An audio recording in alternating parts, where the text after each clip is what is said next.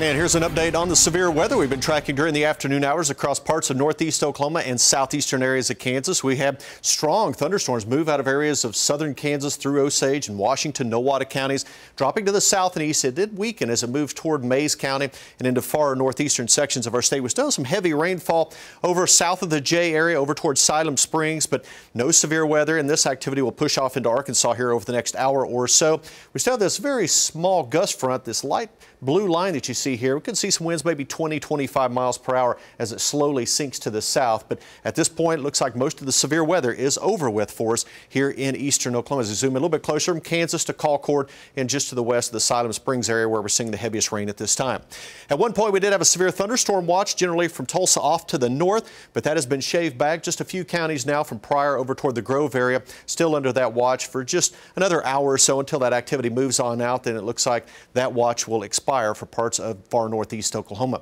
Where we did pick up the rainfall, temperatures cooled off nicely into the upper 60s and lower 70s. We're starting to rebound now around Bartlesville and Pryor back into the lower 80s. Still at 72 right now in Grove, 73 in Coffeyville. The rest of us, well, we're dealing with more summertime heat with temperatures back in the lower 90s this afternoon. Then you throw that humidity on top of it. This is what it feels like outside. 104 right now in Tulsa, feels like 100 in Muskogee and Fort Smith. Much cooler to the northeast. Currently feels like 70 degrees up around Grove. So right around Grand Lake right now, feeling pretty good with those cool breezes from the thunderstorm activity. Right here in Tulsa, Air Comfort Solutions River Spirit Cam. We're looking off to the north along the Arkansas River. Again, we're seeing partly cloudy skies here in Tulsa. More clouds to the east, more sunshine to the west, and we're seeing temperatures at 93 degrees. Look at that humidity at 54%. So it's that combination that's giving us those heat index values over 100. And we're seeing a south-southwest wind currently at 16 miles per hour. Here's a look at future track as we move through the evening hours. Can't completely rule out a couple of isolated storms here for the next 3 or 4 hours. Any activity that we would see during the evening hours would fade away pretty quickly. We don't expect any more severe weather. We'll keep an eye on it, though, through the evening hours for you. At midnight tonight, we'll see clear to partly cloudy skies area-wide as we move through the overnight hours. Partly cloudy skies across most areas, and temperatures tonight dropping into the mid to upper 70s. So we're going to start off warm and muggy tomorrow morning.